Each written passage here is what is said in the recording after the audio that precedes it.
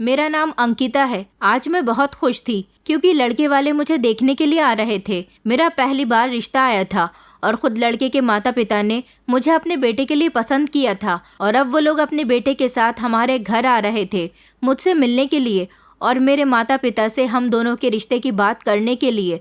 मैं भी अपने होने वाले पति को देखने के लिए बेचैन हो रही थी। मेरे माता पिता भी उस लड़के से मिलना चाहते थे क्योंकि अभी तक वो सिर्फ उसके माता पिता से मिले थे। मैं बहुत खुश थी और अच्छे से तैयार हो रही थी ताकि मैं लड़के को पसंद आ जाऊं। मुझे लड़के का फ़ोटो दिखा दिया गया था। मुझे तो लड़का बहुत पसंद आया था। बहुत स्मार्ट था, पढ़ा लिखा था। सुना था कि उसने शहर जाकर अपनी पढ़ाई कंप्लीट की है। हम लोग एक छोटे से गांव में रहते थे। हमारा गांव कोई मामूली तो नहीं था। यहाँ पर बहुत सारे ज़मींदार लोग रहते थे। मेरा रिश्ता भी ज़मींदार के घर से ही आ रहा था।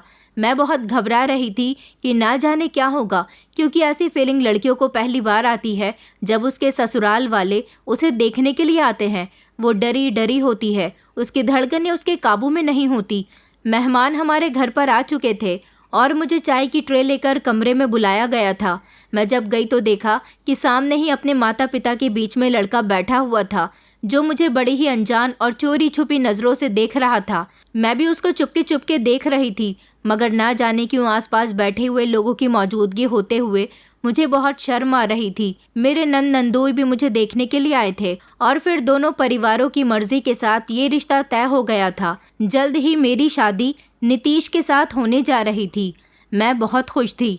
दोनों परिवारों के बीच एक नया रिश्ता जुड़ने जा रहा था। मेरे घर वाले गरीब लोग थे। मेरे पिता एक मामूली सी फैक्ट्री में काम करते थे और वो फैक्ट्री भी हमारे गांव में नहीं थी बल्कि शहर में थी। मेरी एक बड़ी बहन भी थी जिसकी शादी हमारे ही गांव के जमींदार के बेटे से हुई थी। हम दोनों बहनों के अंदर ये क्वालिटीज़ थी। हम दोनों बहनें बेहद खूबसूरत थीं।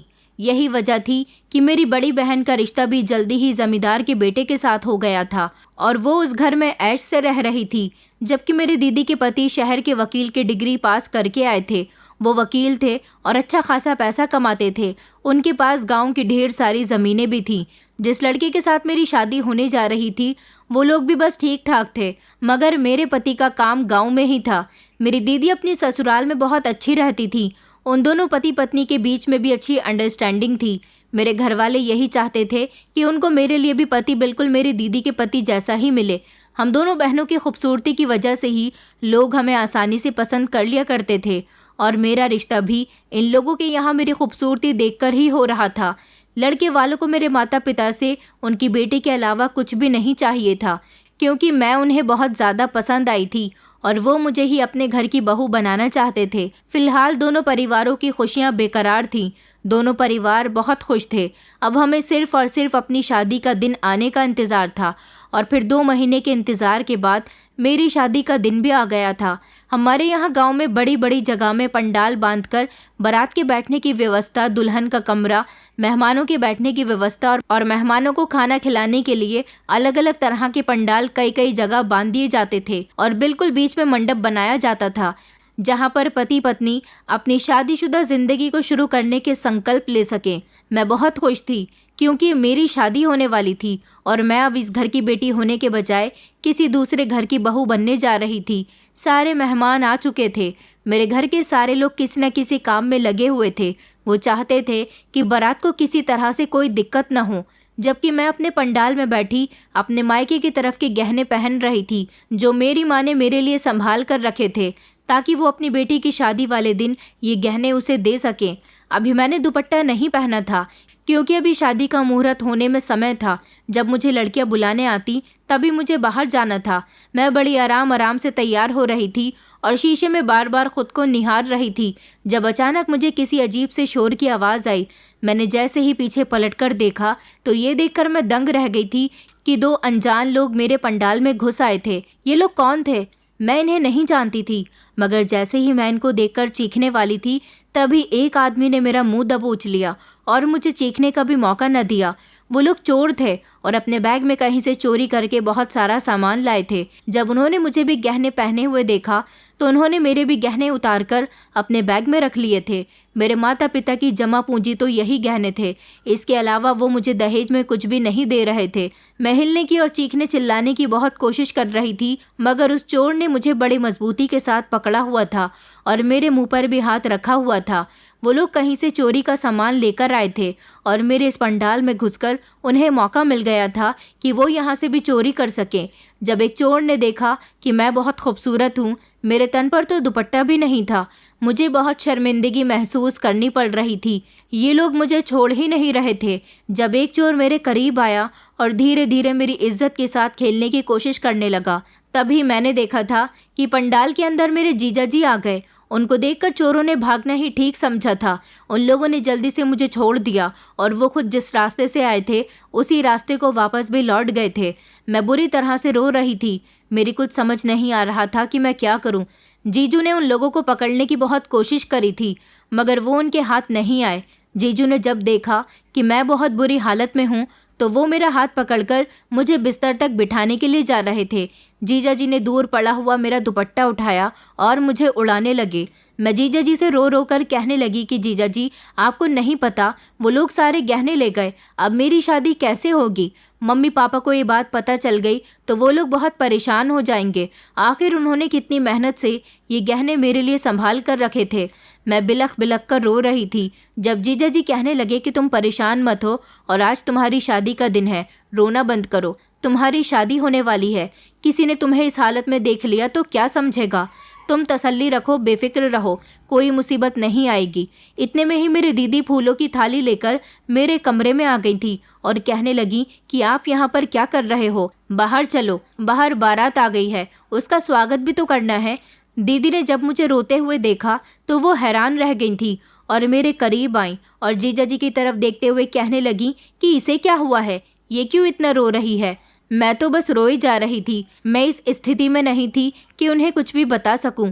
फिर जीजा जी ने दीदी को पूरी बात बताई। दीदी के तो ये बात सुनकर ही होश उड़ गए थे।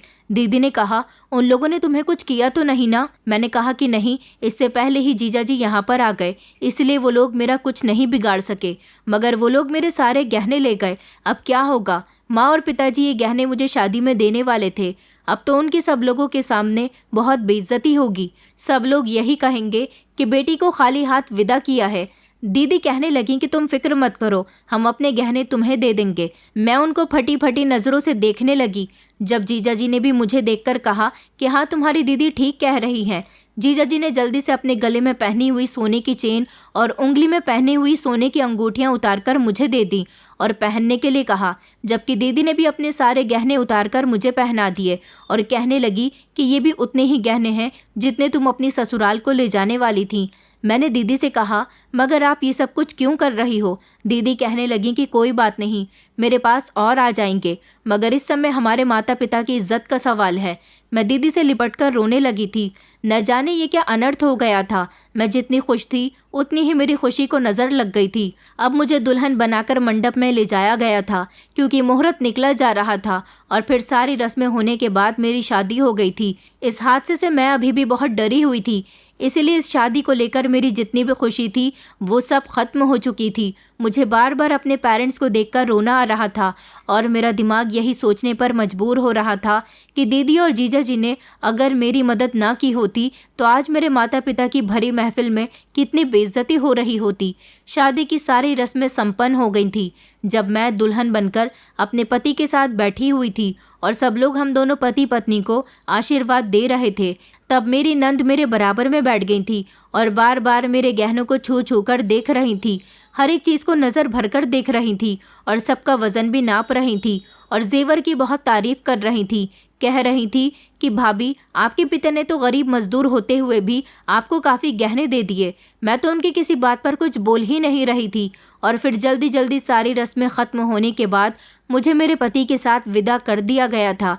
मैं जब विदा होकर अपनी ससुराल आई तो बहुत डरी हुई थी। बार बार मेरे दिमाग में वही सब बातें घूम रही थी। मुझे किसी से बात करना भी अच्छा नहीं लग रहा था। शुक्र तो इस बात का था कि वो लोग मेरी इज्जत भी ख़राब कर सकते थे। इस बात से मैं मेंटली डिस्टर्ब हो गई थी। मैं अपने कमरे में बैठी हुई अपने पति के आने का इंतजार कर रही थी। जब इसी बात को मैं बड़ी गहराई से सोच रही थी, मेरे पति कमरे के अंदर आ चुके थे और मुझे कुछ पता भी नहीं चला। वो मेरे करीब आकर बैठ गए। जैसे ही उन्होंने मुझे छुआ तो अचानक मैं बहुत घबरा गई थी। मुझे इस तरह घबराते हुए देखकर वो कहने लगे कि क्या हुआ, इतना क्यों घबरा रही हो। मेरे मुंह से तो उनके लिए कोई शब्द ही नहीं निकल रहे थे, क्योंकि अभी तक मुझे वही एहसास हो रहा था जब उन दोनों में से एक ने मुझे बड़ी मजबूती से पकड़ रखा था और दूसरा वाला धीरे धीरे मेरे करीब आकर मेरी इज्जत खराब करने की कोशिश कर रहा था। न जाने क्यों अपने पति को देखकर मेरी आंखों में आंसू आ गए थे और मैंने रोना शुरू कर दिया था। मेरे पति कहने लगे कि क्या हुआ है। वो ये समझ रहे थे कि मुझे अपने घर वालों की याद आ रही है, क्योंकि मैं अपने घर वालों की बहुत लाडली थी। अब इस तरह से अनजान लोगों में आने के बाद मैं घबरा रही हूँ। मेरे पति कहने लगे कि तुम परेशान नहीं हो, जैसे तुम्हें कंफर्टेबल लगता है तुम वैसे आराम करो और काफ़ी रात हो चुकी है, तुम सो जाओ। मेरे पति ने मुझे तसल्ली दी। मैं अभी भी अनकंफर्टेबल महसूस कर रही थी तो उन्होंने कहा कि तुम बेड पर आराम से सो जाओ, मैं सोफे पर जाकर सो जाता हूँ। मैंने अपने पति को कोई जवाब नहीं दिया और वो खामोशी से सोफे पर जाकर लेट गए थे, जबकि मैं बेड पर ही करवट लेकर लेट गई। आंखें बंद की तो फिर से वही वाला हादसा मेरी आंखों में घूम रहा था, लेकिन मैंने उसे अपने दिमाग से निकालने की कोशिश की और फिर उसके बाद मैं गहरी नींद में सो गई थी। सुबह जब मेरी आंख खुली तो देखा कि मेरी नंद कमरे में मौजूद है और बड़ी हैरानी जता रही है। मैंने कहा कि दीदी क्या हुआ है, तो वो कहने लगी कि आप बेड पर और भैया सोफे पर क्या कर रहे हैं। मैंने देखा कि मेरे पति सोफे पर लेटे हुए थे और अपनी बहन की आवाज़ पर वो जाग गए। उसने अपने भाई से भी वही सवाल किया था। मेरे पति ने कहा कि कोई बात नहीं, अंकिता को अनकंफर्टेबल महसूस हो रहा था, इसीलिए मैं सोफे पर सो गया। मेरी नंद इस बात पर बड़ी हैरान हुई थी और वो कमरे से निकल गई। उसने मुझे तैयार होने के लिए कहा था। मैं तैयार होकर अपने सास ससुर का आशीर्वाद लेने के लिए चली गई थी और उसके बाद हम सब लोगों ने मिलकर नाश्ता किया था। मेरे सास ससुर मेरी बहुत तारीफ कर रहे थे, जबकि मैंने नोटिस किया था कि मेरी नंद बार बार मेरे गहनों की तारीफ कर रही थी। न जाने उसे मेरे जेवर से क्या मतलब था।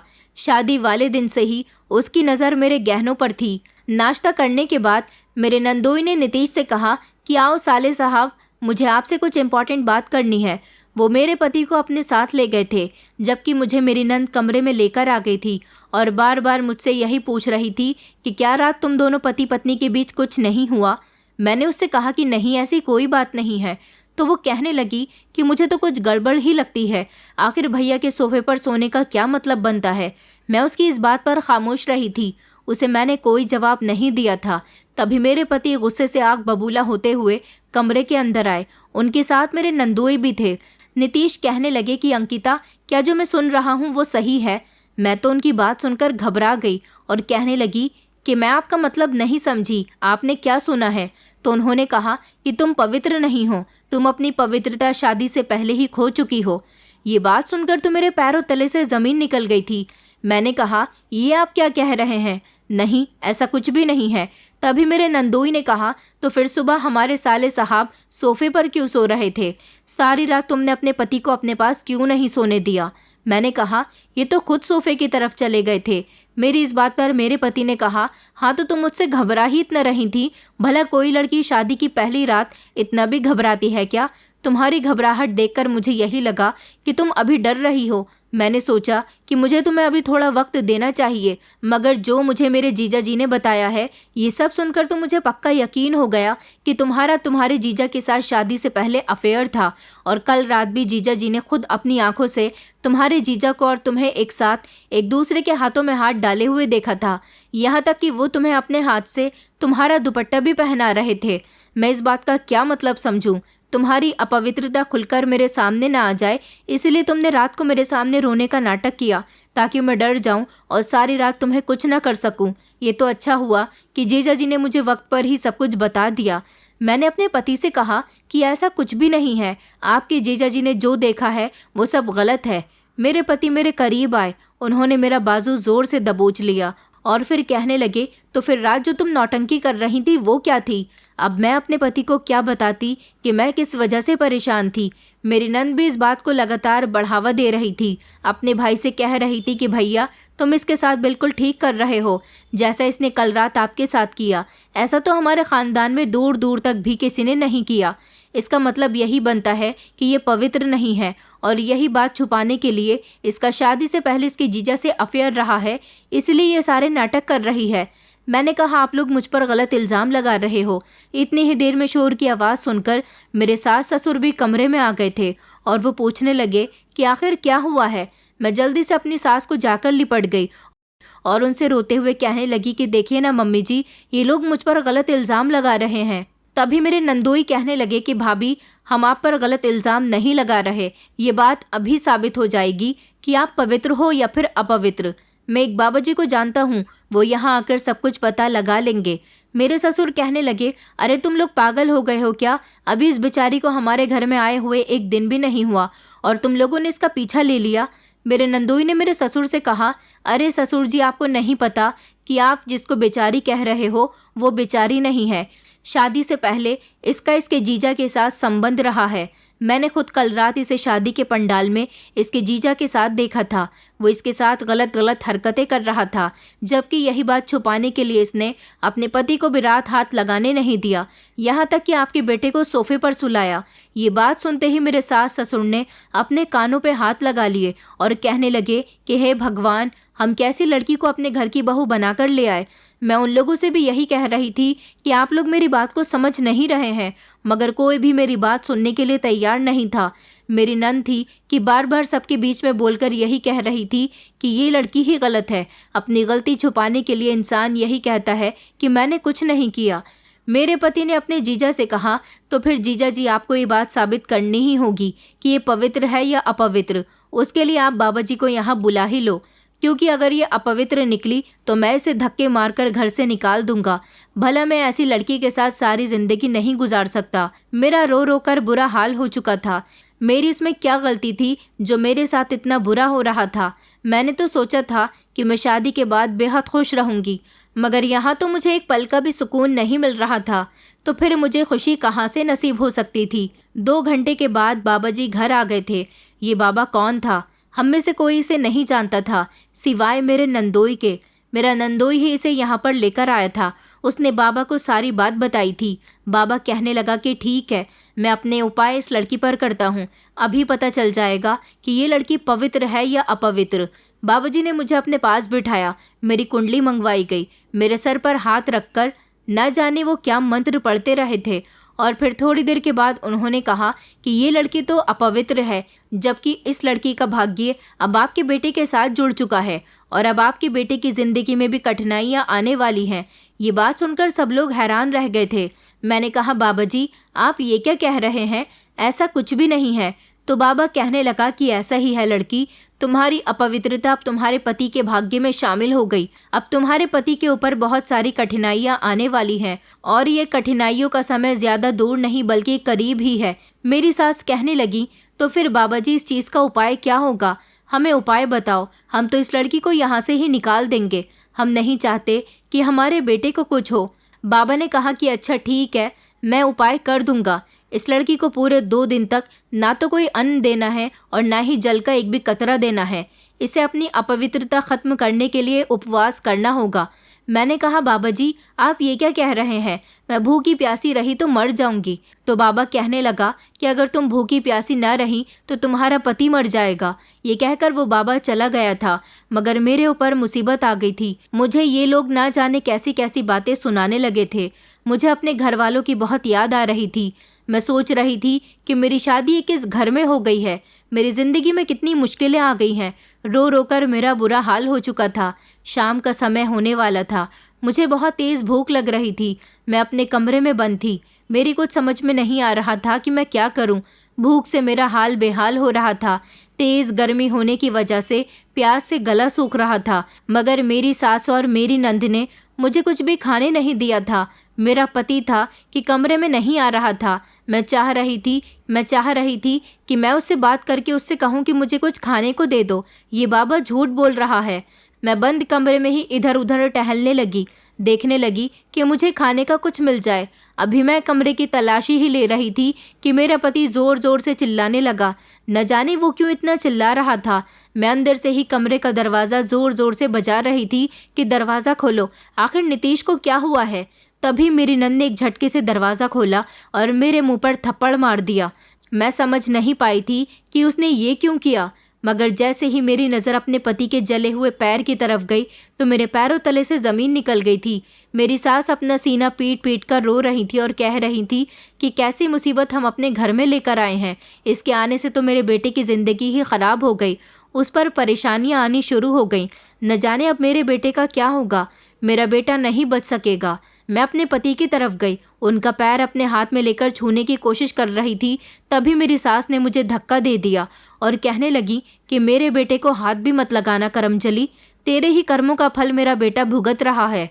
अरे अगर तुझे अपना जीजा इतना ही पसंद था तो उसी से शादी कर लेती। मेरे बेटे से शादी करके उसकी ज़िंदगी ख़राब करने की क्या ज़रूरत थी। मैं अभी भी उन लोगों से यही कह रही थी कि मम्मी जी मेरी कोई गलती नहीं है, नीतीश का पैर जल गया है, इसमें मेरी क्या गलती। तभी मेरा नंदोई भागा भागा आया और कहने लगा मैं अभी अभी बाबा जी से बात करके आया हूँ। बाबा जी ने बताया है कि ज़रूर इस लड़की ने कुछ खाया पिया होगा, तभी नीतीश पर मुसीबत आई है। दरअसल मेरे पति का पैर तब जला था जब उसकी बहन ट्रे में गरम गरम चाय की केतली लेकर आ रही थी। जब उनकी अपनी बहन से टक्कर हुई तो पूरी चाय की केतली नीतीश के पैर पर गिर गई थी। ये एक एक्सीडेंट था, मगर उन लोगों ने इस हादसे को भी मेरा नाम दे दिया था। मेरी सास और नंद ने इस बात पर मुझे बहुत ही मारा था। मैंने तो सुबह से कुछ खाया पिया भी नहीं था, मगर ये लोग तो बाबा के भड़कावे में आ चुके थे। मार मार कर इन लोगों ने मेरा बुरा हाल कर दिया था और फिर से मुझे कमरे में बंद कर दिया गया था। मुझे तो अब इन लोगों से बहुत डर लगने लगा था, क्योंकि ये लोग इंसान नहीं बल्कि दरिंदे थे। मेरा पति का पैर कुछ ठीक हुआ तो वो कमरे में मुझसे मिलने के लिए आया था और बार बार यही कह रहा था कि ना जाने कौन सी घड़ी थी जो मेरी शादी तुम्हारे साथ हो गई। मैं अपने पति के पैरों में गिर गई और उनसे कहने लगी कि नीतीश मैंने कुछ भी नहीं किया, मैं पवित्र हूँ और मैं इस बात की सच्चाई चीख चीख कर दे सकती हूँ। तुम लोग मेरी बात सुनने को तैयार ही नहीं हो। जीजा जी से मेरा कोई अफेयर नहीं था, प्लीज़ मेरी बात का यकीन करो, वो बाबा झूठ बोल रहा है। मगर नीतीश ने मेरी एक न सुनी। अगले दिन फिर से बाबा वहाँ आ गया था। मुझे इस बाबा पर अब बहुत गुस्सा आया। मैंने इस बाबा का गिरेबान पकड़ लिया और चिल्ला चिल्ला कर कहने लगी कि तेरी वजह से मेरा घर खराब हो रहा है, मैं पवित्र हूँ। मैं ज़ोर ज़ोर से चिल्ला रही थी। मेरे पति ने मेरे मुंह पर एक ज़ोरदार थप्पड़ मार दिया और कहने लगा कि तुम्हारी हिम्मत कैसे हुई बाबा जी से इस तरह की बातें करने की। बाबा को गुस्सा आ गया और वो कहने लगा अब मैं इस घर में कभी नहीं आऊँगा। आखिर ये लड़की अपवित्र है और तुम लोगों के यहाँ बहुत बड़ा संकट आने वाला है सिर्फ इस लड़की की वजह से। मैं तब भी यही कह रही थी कि ये झूठ बोल रहा है। बाबा कहने लगा अगर मैं झूठ बोल रहा हूँ तो तुम्हें एक परीक्षा सफल करनी होगी। बताओ तुम परीक्षा सफल करने के लिए तैयार हो। मैंने कहा मैं सब कुछ करने के लिए तैयार हूँ, क्योंकि मैं झूठ नहीं बोल रही हूँ, झूठ तुम बोल रहे हो।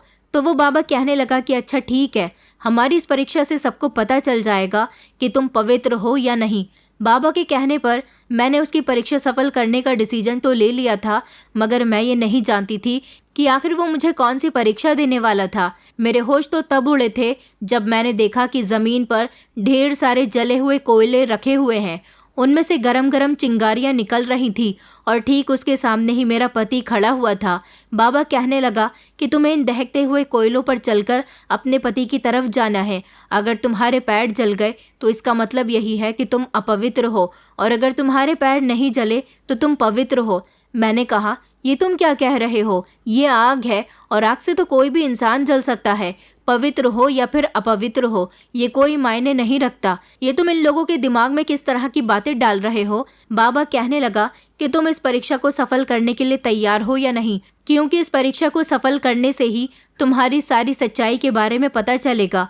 मैं ज़ोर ज़ोर से चिल्ला रही थी और रो रो कर सबसे कह रही थी कि मेरी बात का यकीन करो, मगर अभी भी मेरी कोई बात का यकीन नहीं कर रहा था। मेरी नंद ने ज़बरदस्ती मेरा हाथ पकड़कर इन दहकते हुए कोयलों पर खड़ा कर दिया था।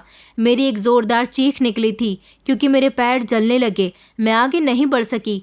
मैंने कहा मैं नहीं जा सकती आगे, मेरे पैर जल गए। फिर मेरा पति मेरे करीब आया और उसने मुझे धक्का देकर ज़मीन पर गिरा दिया।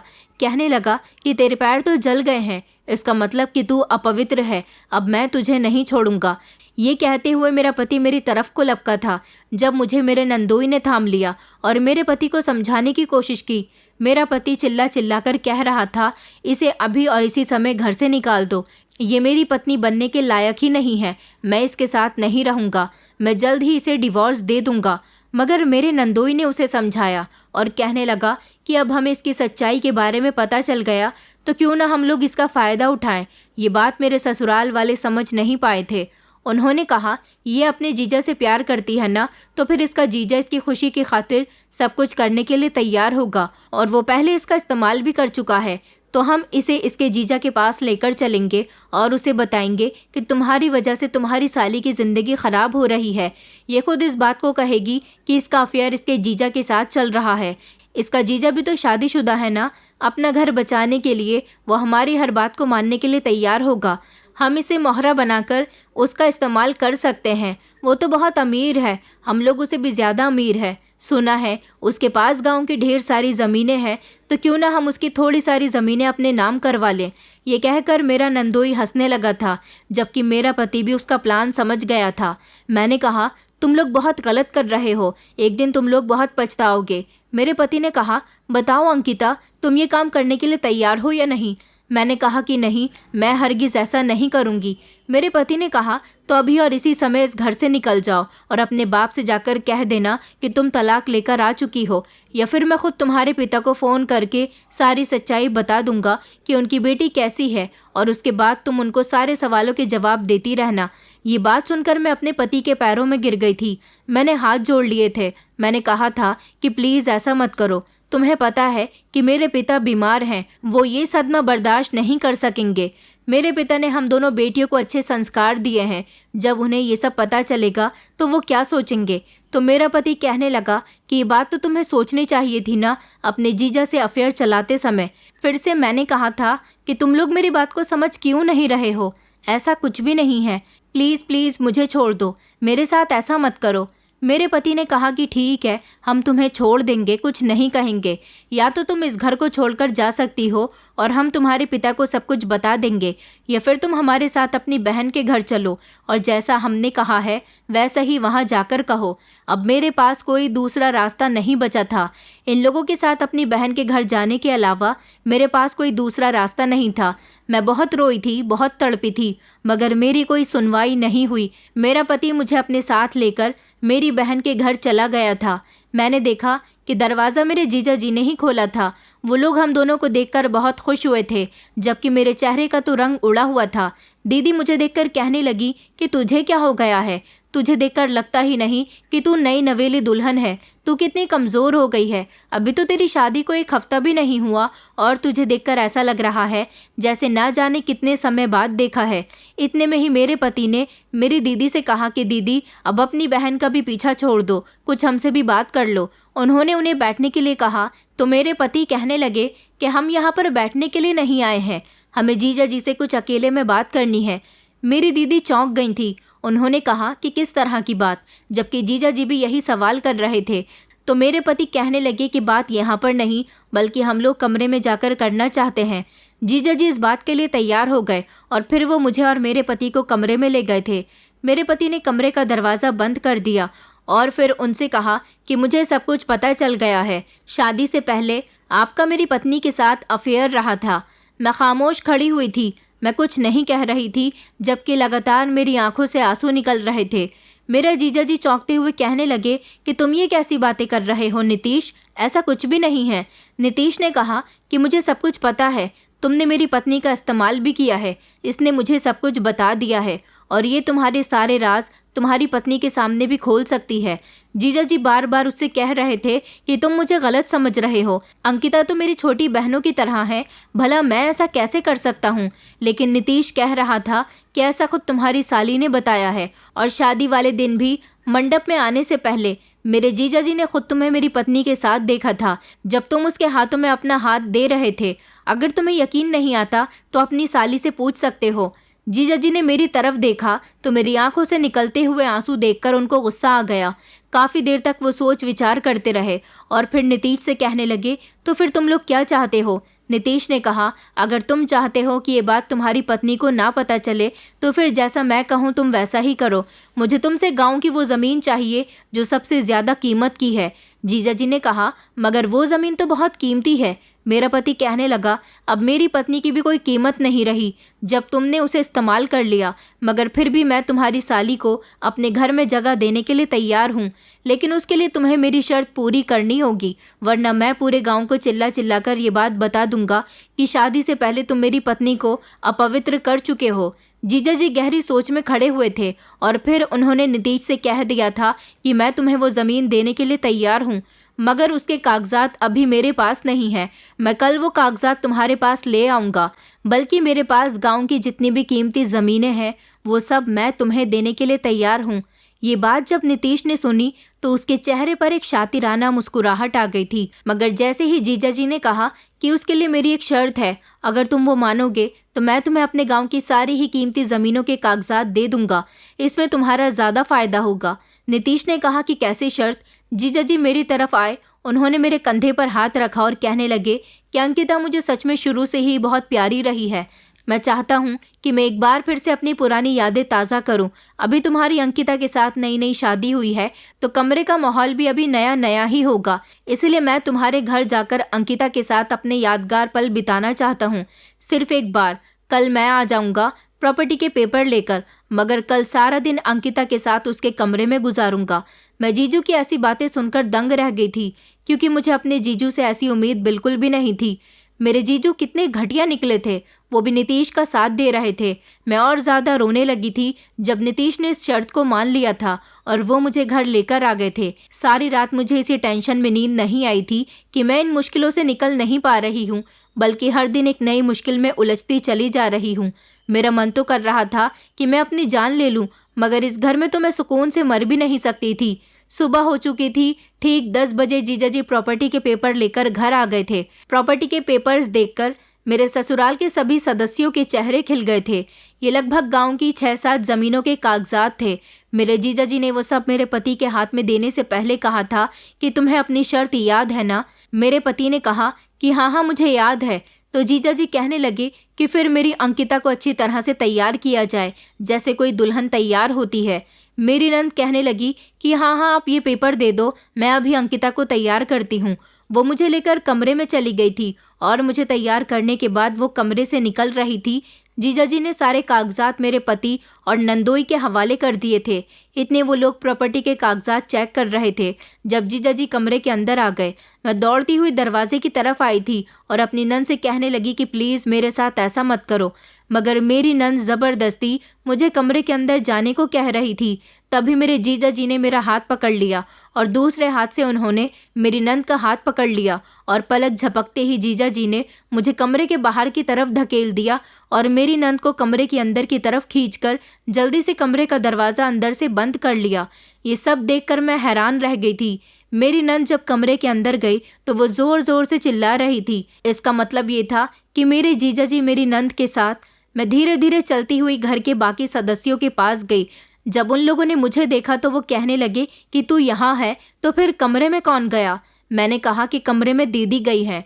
वो लोग घबरा गए, उनके पैरों तले से ज़मीन निकल गई क्योंकि मेरी नंद ज़ोर ज़ोर से चिल्ला रही थी। मेरा नंदोई भागता हुआ कमरे की तरफ गया और ज़ोर ज़ोर से दरवाज़ा बजाने लगा। कहने लगा कि कमीने दरवाज़ा खोल, मैं तुझे छोड़ूंगा नहीं, छोड़ मेरी पत्नी को। मगर जीजा जी तो अंदर से दरवाज़ा खोल ही नहीं रहे थे। लगातार मेरी नंद के चिल्लाने की आवाज़ आ रही थी और फिर लगभग पूरे 1 घंटे के बाद जीजा जी ने अपने कमरे का दरवाज़ा खोल दिया था। मेरी नंद रोते हुए भाग कर आई और अपनी माँ के गले लग गई। जीजा जी मेरे नंदोई की तरफ देखकर कहने लगे, लो तुम्हारी पत्नी भी अब अपवित्र हो गई है, अब ये भी किसी काम की नहीं रही। मगर मेरी नंद कहने लगी कि ये इंसान झूठ बोल रहा है, इसने तो मेरे साथ कुछ भी नहीं किया। मैंने कहा कि दीदी तो फिर आप इतनी ज़ोर ज़ोर से चिल्ला क्यों रही थी? मेरी नंद कहने लगी, अरे मैं तो दरवाज़ा खुलवाने के लिए चिल्ला रही थी। जीजा जी ने कहा, क्यों झूठ बोल रही हो पारुल, बता क्यों नहीं देती कि तुम अपवित्र हो चुकी हो, तुम भी अपनी इज्जत खो चुकी हो। अब इस बात पर मेरे नंदोई को गुस्सा आ गया और वो जीजा जी का गिरेबान पकड़ने के लिए उनकी तरफ गया तो जीजा जी कहने लगे, अरे तुम तो गुस्सा हो रहे हो, मैंने तो तुम्हें सारी ज़मीनों के कागजात दे दिए, मुझे अंकिता पसंद नहीं आई तो क्या हुआ? यहाँ आने के बाद मेरा इरादा बदल गया, मुझे पारुल पसंद आ गई, इसलिए मैंने उसका इस्तेमाल कर लिया। लेकिन मेरी नंद लगातार यही कह रही थी कि ये झूठ बोल रहा है, इसने मेरे साथ कुछ भी नहीं किया। मैंने कहा, पारुल दीदी, अब तो आपको सारी सच्चाई बतानी ही होगी, अब तो आप भी अपवित्र हो चुकी हो, तो फिर इसमें छुपाने वाली क्या बात है? मेरी सास भी अपनी बेटी से कहने लगी कि देख बेटी, अगर तेरे साथ कुछ हुआ है तो तू मुझे बता दे, मैं तो तेरी माँ हूँ। मेरी नंद चिल्ला चिल्लाकर कह रही थी कि ये इंसान झूठ बोल रहा है, आप लोग मेरी बात समझने की कोशिश क्यों नहीं कर रहे हो? मैंने कहा कि अभी रुकिए, ये बात अभी सच साबित हो जाएगी, क्योंकि मेरे पास एक तरीका है जिससे दीदी की पवित्रता और अपवित्रता के बारे में सब कुछ पता चल जाएगा। मैं जल्दी से गई और मैंने दहकते हुए कोयले ज़मीन पर डाल दिए थे और कहा कि दीदी, आपको इन कोयलों पर चलकर अपने पति के पास जाना होगा। अगर आपके पैर जले तो आप अपवित्र हो और अगर आपके पैर नहीं जले तो आप पवित्र होंगी। मेरी नंद कहने लगी कि अरे नहीं नहीं, मैं इन पर नहीं चलूंगी, मेरे पैर जल जाएंगे, ये तो आग है, आग पर तो पैर जल ही जाते हैं। मैंने ज़बरदस्ती अपनी नंद का हाथ पकड़ा और उसे दहकते हुए कोयलों पर चलने के लिए मजबूर करने लगी, जबकि मेरे सास ससुर, मेरा पति, वो सब पारुल के लिए बेचैन हो रहे थे। पारुल ज़ोर ज़ोर से चिल्ला रही थी कि प्लीज़ भाभी, मेरे साथ ऐसा मत करो, मगर मैंने कहा कि नहीं, तुम लोगों ने मेरे साथ जैसा किया मैं भी ऐसा ही करूंगी। आखिर मेरी पवित्रता भी तो इसी तरह से चेक की गई थी, तो तुम्हारे साथ भी ऐसा ही होगा। मेरी बात सुनकर मेरी नंद ने अपने हाथ जोड़ लिया और कहने लगी कि भाभी, हमें माफ़ कर दो, मैंने आपकी शादी पर आपके ज़्यादा गहने देखे थे, इसलिए अपने पति से कहा था कि वो मुझे भी ऐसे ही गहने लाकर दे दे। मेरे पति ने कहा कि मैं एक प्लान बनाता हूँ और इस प्लान में तुम मेरा साथ देना। उसने अपने भाई की तरफ देखकर कहा कि वो बाबा झूठ बोल रहा था, वो कोई बाबा नहीं था बल्कि मेरे पति का एक दोस्त था, उसने उसे वो सब कहने के लिए पैसे दिए थे। मेरे पति ने एक ही झटके से अपने जीजा की तरफ देखा, जबकि मेरे नंदोई को इस बात पर गुस्सा आ रहा था कि पारुल ये सब कुछ क्यों कह रही है। वो मेरी नंद के पास आया और उसने उसके मुंह पर एक जोरदार थप्पड़ मार दिया। वो कहने लगा कि घटिया औरत, मैं तेरे साथ नहीं रहूंगा, तू अपवित्र हो चुकी है। मेरा दोस्त जो कुछ भी कह रहा था वो तो हमने तेरी भाभी को लूटने के लिए एक्टिंग की थी, मगर तेरे साथ जो हुआ वो सब तो हमारी आंखों के सामने है। मेरी नंद रो रो कर गिड़गिड़ाकर अपने पति से कह रही थी कि तुमने जो कुछ भी देखा है वो सब झूठ है। वो बार बार यही कह रही थी कि प्लीज़ भाभी, अपने जीजा जी से कहो कि वो सब कुछ सच सच मेरे पति को बता दें, वरना मेरा घर खराब हो जाएगा। मैंने कहा, क्यों, तुम्हें अब अपने घर की इतनी फिक्र क्यों हो रही है? तुमने जो मेरा घर खराब किया उसकी तुम्हें कोई परवाह नहीं। अरे मैं तो नई नवेली दुल्हन थी, तुम लोगों ने मेरा जीना दुश्वार करना शुरू कर दिया था। तुम लोगों ने मेरे साथ क्या क्या नहीं किया, मैं अपने कैरेक्टर की गवाही दे देकर थक गई, मगर तुम में से किसी ने भी मेरी एक न सुनी। मेरी सास कहने लगी कि बेटा, हमें माफ़ कर दे, इसको छोड़ दे। मैंने कहा कि नहीं, मैं इसको नहीं छोड़ूंगी। अब अपनी बेटी पर बात आई तो दिल दुखाना, जब मेरे साथ तुम लोगों ने गलत किया था तब तुम लोगों का दिल पत्थर का बन गया था। मैं ज़ोर ज़ोर से चीख रही थी और अपनी नंद का हाथ पकड़कर ज़बरदस्ती इसे कोयलों पर चलने के लिए कह रही थी। मेरी नंद फिर रो रही थी जब जीजा जी ने मुझे रोकने की कोशिश की और कहा कि इसको छोड़ दो अंकिता, ये सब मैंने इन लोगों को सबक सिखाने के लिए किया था। उन्होंने मेरे नंदोई की तरफ देखा और कहा कि मैंने तुम्हारी पत्नी के साथ कुछ नहीं किया, ये सिर्फ और सिर्फ तुम्हारी है। कभी कभी आंखों देखा भी सच नहीं होता। हमें बात की गहराई तक पहुंचना चाहिए। जब तक सारी बात क्लियर ना हो जाए उसके बारे में बिना सोचे समझे बात को बढ़ावा नहीं देना चाहिए। तुमने जो अपनी आंखों से देखा था वो सच नहीं था। दरअसल उस रात अंकिता जिस जगह पर थी वहां पर चोर घुस आए थे। वो लोग शहर से चोरी करके यहाँ हमारे गांव में भाग आए थे और दुल्हन के पंडाल में जाकर घुस गए थे। उस समय अंकिता वहां पर तैयार हो रही थी। वो लोग वहां अपना हुलिया ठीक कर रहे थे, शादी के समारोह में शामिल होने जा रहे थे। जब उन्होंने अंकिता को देखा कि वो दुल्हन बनी गहने पहनकर खड़ी हुई है तो उन लोगों ने ज़बरदस्ती उससे उसके जेवर छीन लिए और वो उसकी इज्जत को ख़राब करने की कोशिश करने लगे। तभी मैं वहां पर पहुंच गया। मुझे आते हुए देखकर वो दोनों चोर वहां से भाग गए थे, लेकिन जाते जाते वो अंकिता के गहने भी ले गए थे। अंकिता बुरी तरह से रो रही थी, उसकी हालत बहुत ख़राब थी। मैंने उसकी हालत ठीक की। अंकिता के सारे गहने तो जा चुके थे। माता पिता की सब लोगों के सामने बेइज्जती न हो इसलिए मेरी पत्नी और मैंने अपने सारे जेवर अंकिता को दे दिए थे। कल रात जब तुम मेरे घर आए थे और मुझे आकर ब्लैकमेल कर रहे थे, तब मैं सब कुछ समझ गया था, क्योंकि कल जब तुम मेरे घर आए और मुझ पर झूठा इल्ज़ाम लगाया और मैंने भी जब अंकिता की रोती हुई हालत देखी, तो मैं समझ गया था कि तुम लोग ज़रूर अंकिता को तंग कर रहे हो। इसलिए मैंने ये सब नाटक किया। और जो प्रॉपर्टी के पेपर्स मैंने तुम लोगों को दिए हैं, वो कोई प्रॉपर्टी के पेपर्स नहीं हैं, बल्कि वो तो नकली पेपर्स हैं। और तुम, मेरा जीजा जी ने मेरे नंदोई की तरफ देखकर कहा, तुमने जिस तरह से अंकिता को बदनाम किया, उसी तरह आज तुम्हारी पत्नी भी हम सबके सामने बदनाम हुई। तुमने इसे बहुत तंग किया है। मैं चाहता तो आज तुम्हारी पत्नी की इज्जत खराब करके तुमसे अपनी साली का बदला भी ले सकता था, मगर मुझे तुम्हें सबक सिखाना था, ऐसा सबक जिससे तुम लोगों को एक गहरी सीख मिल सके। फिर वो मेरे पति की तरफ गए और मेरे पति से कहने लगे कि नीतीश, मुझे तुमसे ऐसी उम्मीद बिल्कुल भी नहीं थी। तुम तो एक समझदार और पढ़े लिखे लड़के हो। तुमने तो अपनी पत्नी को छुआ तक नहीं, और दूसरों की बातों में आकर तुमने ये बात समझ ली कि तुम्हारी पत्नी का किसी के साथ अफेयर चल रहा है और वो अपवित्र भी है। तुम जैसे इंसान पर मुझे शर्मिंदगी महसूस होती है, जो अपनी पत्नी की इज्जत नहीं करता, बल्कि उसकी इज्जत को और दूसरों के सामने उछाल उछाल कर बताता है। मेरी नंद भी मुझसे माफ़ी मांग रही थी। वो बहुत बुरी तरह से रो रही थी, क्योंकि इस हादसे से वो बुरी तरह से डर गई थी। सारी सच्चाई सब लोगों के सामने खुलकर आ चुकी थी और फिर थोड़ी ही देर में पुलिस भी आ गई। मेरा पति बहुत शर्मिंदा हो रहा था।